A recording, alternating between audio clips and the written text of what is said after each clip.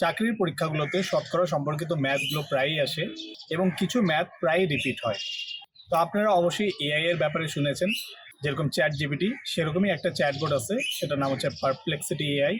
তো আমি এই চ্যাটবটকে বললাম যে তুমি বিগত বছরের প্রশ্নগুলোকে অ্যানালাইসিস করে শতকরা সম্পর্কিত যে ম্যাথগুলো প্রায়ই আসে এটা একটা লিস্ট দাও। তো পারপ্লেক্সিটি এআই আমাকে শতকরা সম্পর্কিত 10টি প্রবলেম আউটলাইন করে দিয়েছে।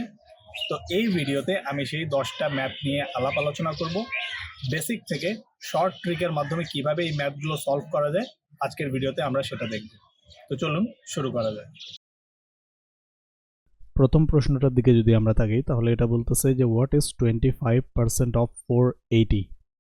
তো তার আগে আমরা একটু 25% নিয়ে আলাপ আলোচনা করি যে আসলে 25% বলতে আসলে কি বোঝায়। তো আমরা যদি একটা সার্কেল ড্র করি আর সেটাকে যদি 4 ভাগে ভাগ করি তাহলে এই একটা ভাগ এটাই হচ্ছে 25%। তার মানে আমরা যদি 25% করে যোগ করতে থাকি তাহলে 100% হওয়ার জন্য আমার 4টা 25% দরকার। এই সবগুলোকে যদি আমি যোগ করি তখনই আমি পাবো 100%। এখানে 25% বলতে বোঝায় যে 4 ভাগের 1 ভাগ। যে কোনো কিছুর 100% তার 25% হচ্ছে ওই জিনিসের 4 ভাগের 1 ভাগ, যেরকমটা এই বৃত্তের ক্ষেত্রে আমরা দেখতে পাচ্ছি যে এই পোর্শনটা হচ্ছে 25%, সিমিলারলি এই পোর্শনটা 25, এটাও 25 আর এটাও 25। তাহলে যে কোনো জিনিসের আমরা যখন 4 ভাগের 1 ভাগ বের করব সেটা ওই জিনিসের 25% অটোমেটিক্যালি হয়ে যায়। তো এখানে আমাদেরকে বলতেছে 480। তো 480-র 25% হচ্ছে 480 4 ভাগের 1 ভাগ। আর যদি 25%কে আমরা ফ্র্যাকশনে ভাগ করি তাহলে আমরা পাবো 480 ইন্টু 25 ডিভাইডেড বাই 100, আর 25 আর 100 কাটাকাটি করলে আমরা পাই 1/4। এখান থেকেও বোঝা যায় যে 4 ভাগের 1 ভাগ হচ্ছে 25%। তার মানে এই 1টা হচ্ছে 4-এর 25% বা 4 ভাগের 1 ভাগ। এটা এখান থেকেও স্পষ্ট বোঝা যাচ্ছে। তারপর এই 480-কে যখন আমি 1/4 দিয়ে গুণ দিব তখন আমরা পাবো 120। তাহলে 480-র 25% অথবা 4 ভাগের 1 ভাগ হচ্ছে 120। তো এটা হচ্ছে 25% অফ 480। সিমিলারলি যদি আমাদেরকে বলতো 25% না বলে যদি বলতো 50%, তাহলে আমরা বলতাম যে 480-কে 2 ভাগে ভাগ করলে আমরা যেটা পাবো সেটা হচ্ছে 50% অফ 480, আর সেটা হবে 240। তেমনইভাবে আমাদের যদি বলা থাকতো যে 100% অফ 480 এটা কত হবে, তো 100% অফ 480 মানে হচ্ছে এই 480-র পুরাটাই। তখন 100% অফ 480 হইতো 480, আর 100%কে যদি আমরা ফ্র্যাকশন ভ্যালুতে ভাগ করতাম তাহলে সেটা হয়তো 100 ডিভাইডেড বাই 100। তো সেটা ইভেনচুয়ালি হয়ে যায় 1। তাহলে 480-র সাথে 1 গুণ করলে আমরা পাই 480। তাহলে আমরা যখন বলি যে কোনো স্টুডেন্ট 100% মার্ক পাইছে তার মানে সে 100-তে 100 পাইছে। তো এখানে সেরকমটাই বোঝানো হচ্ছে যে 100% অফ 480 হবে, 50% অফ 480 হবে 240, আর 25% অফ 480 হবে 120। সিমিলারলি আমাদেরকে যদি বলতো যে 480-র 200% কত, তো 200% মানে হচ্ছে 480-র ডাবল। যেরকমটা 100% হচ্ছে 480, আবার আরেকটা 100% যদি আমি যোগ করি তাহলে আমি পাবো আরেকটা 480। তাহলে এই দুইটা উপরেরটা যোগ করলে আমরা পেয়ে যাব 200%, আর নিচের 480 দুইটাকে যোগ করলে আমরা পাবো 960। তাহলে 480-র 200% হচ্ছে আমার 960-এর সমান। এখন 2 নম্বর প্রশ্নে আমাদেরকে বলতেছে a number is increased by 20%। তার মানে আগে নাম্বারটা যা ছিল আমি তার মধ্যে আরও 20% ওই নাম্বারের মধ্যে বাড়াই ফেললাম। তাহলে বলতেছে if the new number is 360, what is the original number. নতুন নাম্বার যদি 360 হয় তাহলে অরিজিনাল নাম্বারটা কি ছিল। এখন আমরা বুঝবো আসলে 20% বাড়ানোর মানেটা কি। তো 20%-এর আমরা যদি ফ্র্যাকশন ভ্যালু দেখি তাহলে 20-কে আমরা 20 ডিভাইড বাই 100 আকারে প্রকাশ করতে পারি, আর এটা কাটাকাটি করলে হয়ে যাবে 1/5। তাহলে 5 ভাগের 1 ভাগ হচ্ছে 20%। তার মানে 5-এর আমি যদি এখানে লিখতে চাই 5-এর 20% হচ্ছে 1।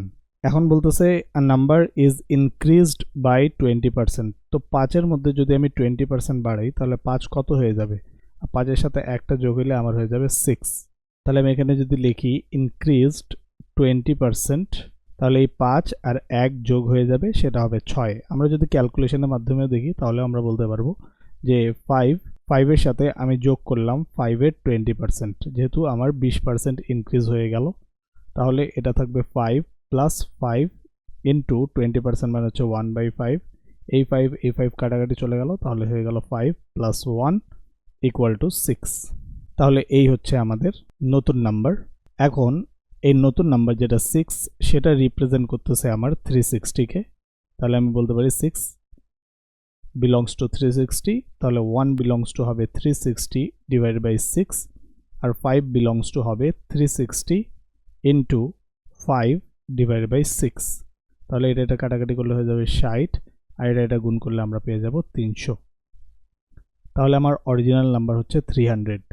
এখন এখানে একটা শর্ট ট্রিক আমরা দেখতে পারি যে আমাদের যখনই একটা নাম্বার দেওয়া থাকবে, যেরকম 360 হচ্ছে আমাদের নতুন নাম্বার আর আমাদের চাচ্ছে অরিজিনাল নাম্বার, তাহলে আমরা যে আমাদের ফ্র্যাকশন ভ্যালুটা পাইলাম, ফ্র্যাকশন ভ্যালুটা ছিল 1/5, তো 5-এর মধ্যে যদি আমি 1 বাড়াই তাহলে আমি পাবো 6/5।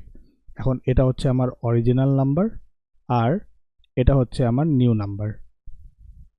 তো যেহেতু আমাদের অরিজিনাল নাম্বারটা চাচ্ছে, তাহলে আমি উপরে রাখবো অরিজিনালকে আর নিচে রাখবো নিউ নাম্বারকে। তো এখানেও কাটাকাটি করলে আমাদের অ্যান্সার বের হয়ে যাবে 60, আর 5-এর সাথে 60 গুণ করলে হয়ে যাবে 300। এখন এখানে আপনারা প্রশ্ন করতে পারেন যে এই ব্যাপারটা এখানে কিভাবে ঘটতেছে, এটা যদি কোনোভাবে দেখানো যায়। তো এটার বেসিকটা হচ্ছে এরকম, আমি ধরে নিলাম আমাদের অরিজিনাল যে নাম্বারটা সেটা হচ্ছে x, তাহলে x এর সাথে যখন আমি x এর 20%কে যোগ করে দিব তখন আমি পাচ্ছি 360। এখন এখানে যদি আমি দেখাই যে আসলে ব্যাপারটি কি উঠতেছে, x কে আমি রাখলাম এখানে, x ইন্টু 20% মানে হচ্ছে 1/5 ইকুয়াল টু 360। এখন আমি যদি ক্যালকুলেশনটা এখানে নিয়ে আসি, তাহলে এই যে এখানেও x আছে এখানেও x আছে, আমি যদি xটা কমন নিয়ে নিই তাহলে হয়ে যাবে x into 1 plus 1/5 equal to 360। এখন এখানে x থাকলো, আর এই যে লসাগুটা এটা যদি আমরা করি তাহলে 5 × 5 আর 6 ডিভাইড বাই 5, এই যে আমি এই অনুপাতটা পেয়ে গেলাম ইকুয়াল টু 360। এখন যদি আমি x-কে এখানে সিঙ্গেলভাবে রাখি তাহলে 360 ইন্টু এই 5টা উপরে চলে যাবে আর নিচে 6টা চলে আসবে, তাহলে এটা হচ্ছে আমাদের অরিজিনাল নাম্বার। এই ক্যালকুলেশনটা যেটা একেবারে সিমিলার ক্যালকুলেশন উপরে আমি যেটা দেখাইলাম এরকম। তো কিভাবে এই জিনিসটা আসলো আশা করি আপনারা বুঝতে পেরেছেন। আর এখানে আরেকটা ব্যাপার হচ্ছে, যদি আমাদের এটা দেয়া থাকতো না, আমাদের মনে করতাম যে এটা হচ্ছে x আর এটা আমাদের দেয়া আছে, তো এটা যেরকম হচ্ছে 300, তো আমি এখানে লিখি যে 300, আর আমাদের জানতে চাচ্ছে যে আমাদের নতুন নাম্বার কত হবে। সেক্ষেত্রে আমরা করতাম কি, নতুন যে ফ্র্যাকশনটা যেটা আমরা 6 পেলাম সেটাকে উপরে রাখতাম আর নিচে রাখতাম 5কে। এখানে আসলে সেম ঘটনাটাই ঘটতেছে, 300-এর সাথে 6 ডিভাইডেড বাই 5 গুণ হচ্ছে। আর যখন আমি অরিজিনাল নাম্বার বের করতে যাচ্ছি তখন নিউ নাম্বারের সাথে আগে 5 গুণ হচ্ছে আর তারপর 6 দ্বারা আমি পুরো টার্মটাকে ভাগ করে দিচ্ছি। তো এই সিমিলার কেসটা এখানেও হচ্ছে, শুধু আমাদের ফ্র্যাকশনটা উল্টা হয়ে যাবে। তো আশা করি আপনারা বুঝতে পেরেছেন। এখন আমরা 3 নম্বর প্রশ্নটা দেখব। 3 নম্বর প্রশ্নে বলতেছে, a shopkeeper marks at item at 800 and gives 10% discount, what is the selling price? তো একটা থাকে আমাদের কস্ট প্রাইস, যেটা হচ্ছে আমাদের ক্রয় মূল্য। তো এখানে কস্ট প্রাইসটা আমাদের দেয়া নাই, তো এটা নিয়ে আমাদের কোনো হেডেক নাই। এখানে বলতেছে মার্কস অ্যাট আইটেম, এটা হচ্ছে যে একটা প্রোডাক্টের গায়ে যখন একটা লেবেল লাগানো থাকে তখন আমরা সেটাকে বলি মার্ক প্রাইস, বা এমপি দ্বারাও আমরা প্রকাশ করি। তাহলে মার্ক প্রাইস এখানে দেওয়া হচ্ছে 800। এখন বলতেছে এই 800-র মধ্যে সে 10% ডিসকাউন্ট দিচ্ছে, তাহলে সেলিং প্রাইসটা কি হবে? তো এটা দুই ওয়েতে করা যায়, যে সেলিং প্রাইস হচ্ছে 800-তে 800-র মধ্যে আবার 10% ডিসকাউন্ট দিচ্ছে, তাহলে আমি 800 থেকে এই 800 10% যেটা সেটাকে বাদ দিয়ে দিব, তাহলে আমি পেয়ে যাব আমাদের সেলিং প্রাইস। তাহলে এখানে হবে 800 মাইনাস 800 ইন্টু 10 ডিভাইডেড বাই 100। তো এখানে দুইটা জিরো কাটা চলে গেল, এখানে 0 0 কাটা, তাহলে 8 10 হয়ে যাবে 80। 800 থেকে 80 বাদ দিলে আমরা পাবো 720। এখন আমরা এত কঠিনভাবে করি না, আমরা এটা আরও ইজিভাবে করার চেষ্টা করি। তো ইজিভাবে করতে চাইলে আমরা যেটা করি, আমরা 800 থেকে 800 10% বাদ দেই না, আমরা আসলে যদি 800-র 90% নেই তাহলেই আমরা আমাদের উত্তরটা পেয়ে যাব। কিভাবে? যেহেতু আমি 10% ডিসকাউন্ট দিচ্ছি, 800 10% ডিসকাউন্ট দিচ্ছি, তাহলে 800 90% যে দামটা হয় আমি সে দামে বিক্রি করব। আর এই ক্যালকুলেশনটা দেখলেও বোঝা যায় যে 800 ইন্টু 90 ডিভাইড বাই 100, এই দুইটা জিরো কাটা চলে গেল, তাহলে 8 নং হয়ে যাবে 72 বা 720। এখন এই সূত্রটা কোত্থেকে আসলো আমরা এখান থেকেও প্রমাণ করতে পারি। আমি যদি এখান থেকে 800কে কমন নিয়ে নিই, তাহলে আমি পাবো 1 মাইনাস 10%। এখন এখানে 800 থাকলো আমার, আর 1 মাইনাস 10%কে আমি বলতে পারি 10 ডিভাইড বাই 100। তারপর এখানে 800 800-র মতোই থাকলো, আর এখানে 100 চলে গেলে হয়ে যাবে 100 মাইনাস 10 ডিভাইড বাই 100। পরে আমি যদি ক্যালকুলেশনটা এখানে লিখি, তাহলে এটা হয়ে যাবে 800 ইন্টু 100 থেকে 10 বাদ গেলে হয়ে যাবে 90 ডিভাইড বাই 100। তো 90 ডিভাইড বাই 100কে আমরা বলতে পারি 90%। তো এইভাবেই এই সূত্রটা আসছে। তো আমরা এই পরীক্ষার ক্ষেত্রে এই শর্টকাট ট্রিকটাই ইউজ করব, আমরা পুরো এই বড় ক্যালকুলেশনটা করব না, কারণ এক্ষেত্রে আমাদের ক্যালকুলেশনটা একটু বড় হবে। এখন যদি আমি 4 নম্বর প্রশ্নটা দেখি, তাহলে 4 নম্বর প্রশ্নটা বলতেছে আ স্যালারি ইনক্রিজেস ফ্রম 25,000 টু 30,000, তার মানে আগে 25,000 ছিল, এখন 30,000 হয়ে গেছে। What is the percentage increase? শতকরা বৃদ্ধির পরিমাণটা কত, এখানে সেটাই জানতে চাচ্ছে। তো আমার প্রিভিয়াস যে স্যালারি ছিল সেটা হচ্ছে 25,000, আমি এখানে লিখলাম 25,000, আর নিউ স্যালারি যেটা সেটা হচ্ছে 30,000, তো এখানে আমি লিখলাম 30,000। তাহলে আমি যদি বলি আমার ইনক্রিজ কত, তাহলে আমাকে 30,000 থেকে 25,000 বাদ দিলেই ইনক্রিজটা বের হয়ে যাবে। তাহলে 30,000 থেকে যদি আমি 25,000 বাদ দিই, তাহলে এখানে আমি পাবো 5,000। এই 5,000টা বাড়ছে হচ্ছে গিয়ে 25,000-এ। তাহলে এখন যদি আমি পার্সেন্ট ইনক্রিজটা হিসাব করতে চাই, এই 5,000টা বাড়তেছে 25,000-এ, তাহলে এর কম্প্যারিজন বা তুলনাটা হবে 25,000-এর সাথেই। আর যেহেতু শতকরা যাচ্ছে, তো আমি এখানে 100 গুণ করে দিলাম, তো এখানে 3টা জিরো কাটা চলে যায়, আর এখানে হয়ে যায় 5 5 25, 5 বিশং 100। তাহলে আমার পার্সেন্ট ইনক্রিজ হচ্ছে 20%। তো আশা করি আপনারা এটাও বুঝতে পেরেছেন। এখন আমরা 5 নম্বর প্রশ্নে চলে যাব। এখানে বলতেছে in a class 40% of 50 students আর গার্লস। স্টুডেন্ট সংখ্যা হচ্ছে 50 জন, তার মধ্যে 40% হচ্ছে আমার girls. How many boys are there? ছেলের সংখ্যা কত? তাহলে এখানে আমি টোটাল স্টুডেন্টের সংখ্যা লিখে দিব। টোটাল স্টুডেন্ট হচ্ছে 50, আর সেখানে হচ্ছে আমাদের গার্লস হচ্ছে 50-র 40%। 50-র 40% হচ্ছে 50 ইন্টু 40 ডিভাইড বাই 100, এটা কাটাকাটি করলে হয়ে যাবে 4 5 20। তাহলে বয়স হচ্ছে আমাদের 50 থেকে 20 বাদ ইকুয়াল টু 30। তো এটা হচ্ছে অনেক বড় ক্যালকুলেশন, আমি অবশ্যই রেকমেন্ড করবো না আপনারা এইভাবে করেন। 40 জন যদি গার্লস হয়, তাহলে আমরা ইজিলি বলতে পারি বয়েজ হচ্ছে 60%।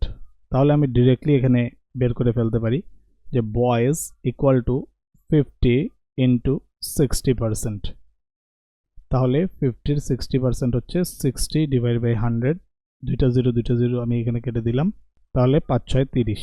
তাহলে বয়েজের সংখ্যা হচ্ছে 30। এখন 6 নম্বর প্রশ্নটা যদি আমরা দেখি, তাহলে এখানে বলতেছে if 15% of a number is 45, what is the number? তার মানে কোনো একটা নাম্বার ছিল, তার 15% হচ্ছে 45, তার মানে ওই নাম্বারের 100 ভাগের 15 ভাগ হচ্ছে 45। তাহলে অরিজিনাল নাম্বারটা কত, এটাই এখানে জানতে যাচ্ছে। এটা খুব ইজিলি, আমি যে এই নাম্বারটা এটাকে এক্স ধরে নিব, তাহলে এক্স এর 15% হচ্ছে আমার 45। তারপর এখানে যদি আমি ক্যালকুলেশনটা করি, আমাদের অ্যান্সারটা বের হয়ে যাবে 15 ডিভাইড বাই 100 ইকুয়াল টু 45, আর এখানে কাটাকাটি করলে হয়ে যাবে 3 15 45, আর 100 যদি ওখানে চলে যায়, তাহলে 3-এর সাথে গুণ হয়ে যাবে 100। তাহলে আমাদের নাম্বারটা হচ্ছে 300। আপনি চাইলে ফ্র্যাকশন দিয়েও করতে পারেন, যেরকম 15%-এর ফ্র্যাকশন ভ্যালু হচ্ছে 15 ডিভাইড বাই 100। তাহলে এখানে আমরা যদি 5 দিয়ে ভাগ করি, তাহলে হবে 3, আর এখানে হবে 20।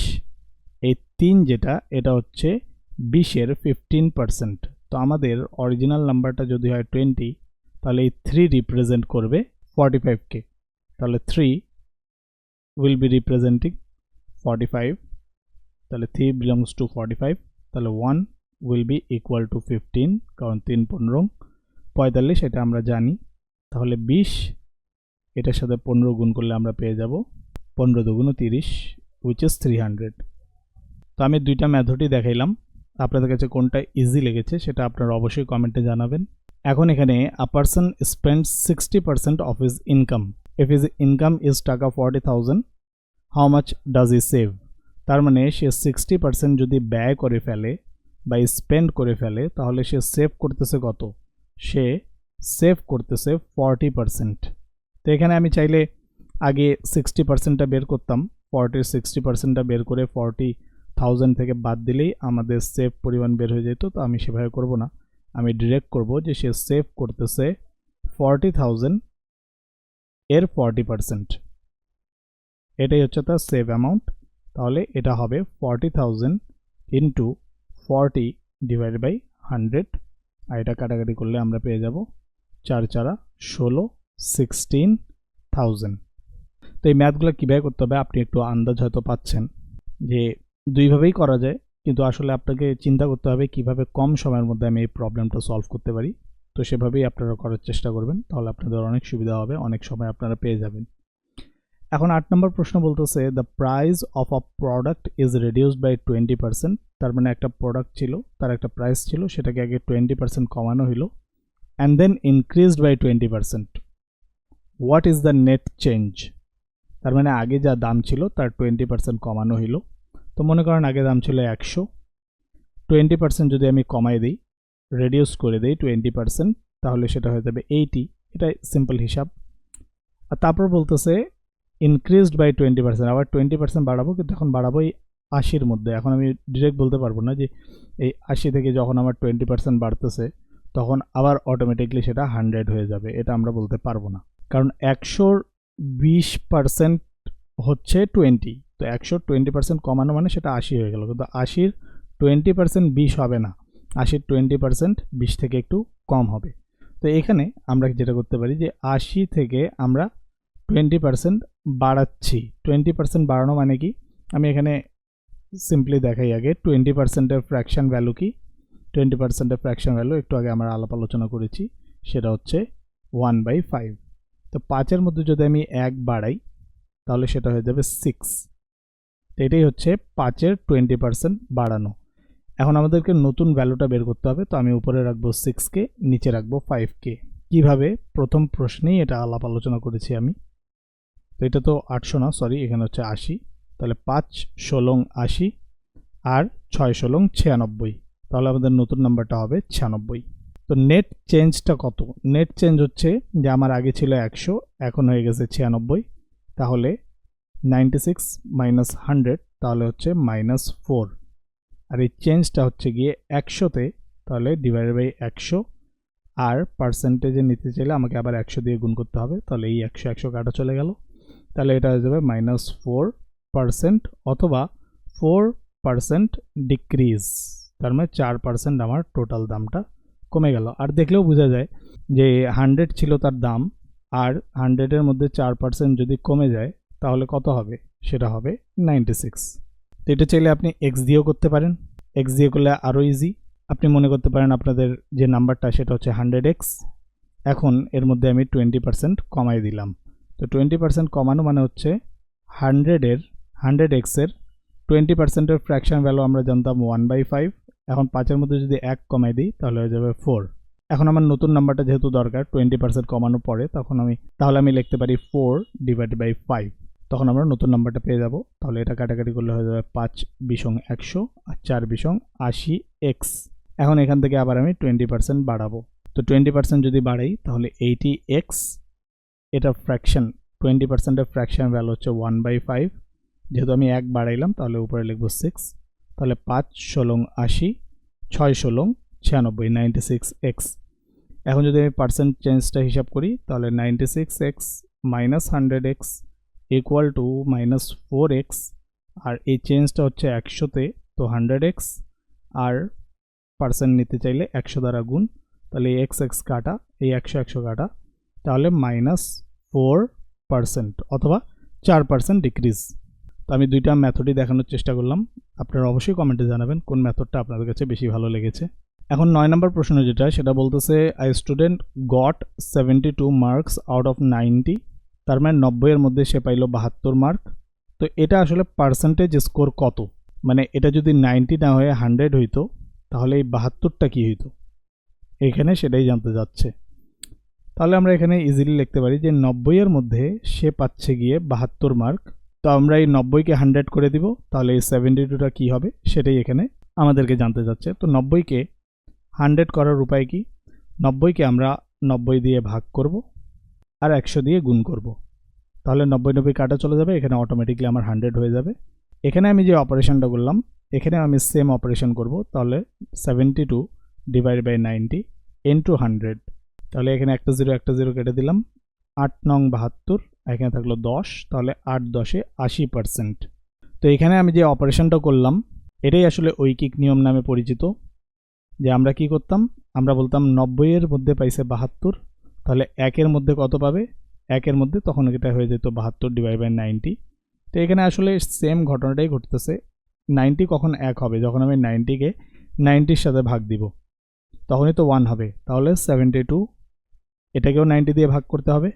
আবার বলতেছে 90-তে পাইলো 72, তাহলে 1-এ পাবে 72 ডিভাইড বাই 90, তাহলে 100-তে কত পাবে, তখন আমরা এখানে যেটা করতাম আমি উপরে লিখি, তো 100-তে হচ্ছে 72 ডিভাইড বাই 90 ইন্টু 100। তো 1 আমার কখন 100 হয়, যখন আমি 1-এর সাথে 100 গুণ করি। তো যেহেতু এইখানে 100 গুণ করতেছি মানে 1 ইন্টু 100, তাহলে এখানে 100 গুণ করতে হবে না সমতা করার জন্য, এই জন্য আমি এখানে 100 গুণ করে দিলাম। তো এটাই হচ্ছে আসলে ঐকিক নিয়মের বেসিক, যে 90 থেকে যখন 1 হয় তার মানে আমি অবশ্যই 90 দিয়ে ভাগ করলাম, তখনই তো 1 হচ্ছে। আবার 1 থেকে 100 হচ্ছে, তার মানে কি 1-এর সাথে আমি 100 গুণ করলাম, এই জন্য আমাকে আবার এখানে 100 দিয়ে গুণ করতে হয়। এই ম্যাথের সাথে আবার ওই ম্যাথগুলো মিলাতে যাইয়েন না যে 30 জন লোকের 30 দিনের খাবার আছে, তাহলে একজন লোক কত দিনে সেই খাবারটা শেষ করতে পারবে, সেটার সাথে ঐকিক নিয়মের কোনো মিল নেই। যখন আমি ওই টপিকের অঙ্কগুলো করাবো তখন আপনারা বুঝতে পারবেন ঐকিক নিয়মের সাথে তাদের আসলে পার্থক্যটা কোথায়। এখন 10 নম্বর প্রশ্নটা যদি আমরা দেখি, এটা খুবই ইম্পর্ট্যান্ট একটা প্রশ্ন, এটা একটু কনফিউজ করার জন্য এই প্রশ্নটা বানায়। তো এখানে বলতেছে 30 ইজ হোয়াট পার্সেন্ট অফ 120, তার মানে 120-এর কত পার্সেন্ট হচ্ছে 30, 120-এর কত পার্সেন্ট হচ্ছে 30। তো যেহেতু আমরা জানি না, তো আমরা এই জিনিসটাকে এক্স ধরে নিব, তাহলে আমরা বলবো 120-এর এক্স পার্সেন্ট হচ্ছে 30। এখন এখানে আমি লিখলাম 120 আর এক্স পার্সেন্টকে লেখা যায় x divide by 100 equal to 30, একটা জিরো কেটে দিলাম, 3 4 12 আর 4 দিয়ে 100-কে কাটাকাটি করলে হয়ে যাবে 4 25 100, তাহলে এক্স ইজ ইকুয়াল টু 25টা যদি ওই পাশে চলে যায় তাহলে 25%। তাহলে 120-এর 25% হচ্ছে 30। এটাকে আমরা ইজিলি এইভাবে বের করতে পারতাম যে 30 এটাকে আমরা 120 দিয়ে ভাগ করে ফেললাম আর আবার 100 দিয়ে যদি গুণ করে দিই তাহলেও আমাদের কত পার্সেন্টেজ সেটা বের হয়ে যায়। এটা কাটাকাটি করলে হয়ে যাবে 3 4 আর 4 25 100। তো এটা আসলে কনফিউজিং, বোঝা যায় না, আসলে এই সেম অপারেশনটাই এখানে হচ্ছে। যে আমি যদি এইটাকেই যদি এখানে লিখি যে 120 into x percent equal to 30, তাহলে 120 যদি ওই পাশে চলে যায় আর এক্সকে আমি লিখতে পারি এক্স ডিভাইড বাই 100, তাহলে এটা হয়ে যাবে 30 divide by 120 equal to x equal to 30 divide by 120 into 100। তো এই যে সেম অপারেশনটাই আমি এখানে করলাম। তো এটা আসলে একটু কনফিউজিং, বোঝা যায় না। তো এই ধরনের প্রশ্ন আসলে আপনারা মনে রাখতে পারেন যে এইভাবে আমরা চাইলে করতে পারবো, কিন্তু দরকার নেই, এটার জন্য আপনার খুব একটা টাইম কিল হয় না, আপনি এইভাবেও করতে পারেন, আপনার বেসিকটা ক্লিয়ার থাকলো। আশা করি ভিডিওটা আপনাদের কাছে ভালো লেগেছে। ভিডিওটা যদি ভালো লেগে থাকে তাহলে অবশ্যই লাইক করবেন, বন্ধুদের সাথে শেয়ার করবেন এবং আমার চ্যানেলটি সাবস্ক্রাইব করবেন, কারণ আমি প্রতিনিয়ত চাকরিতে আসতে পারে এ ধরনের বিভিন্ন সমস্যা নিয়ে আলাপ আলোচনা করতে থাকি। আর চাকরিতে আসা যদি আপনারা আমার আগের ভিডিওগুলো না দেখে থাকেন তাহলে আমি এখানে একটা প্লেলিস্ট যোগ করে দিচ্ছি, আপনারা চাইলে আমার পুরাতন ভিডিওগুলো দেখে আসতে পারেন। দেখা হবে পরবর্তী সেশনে, ততক্ষণ পর্যন্ত আল্লাহ হাফেজ।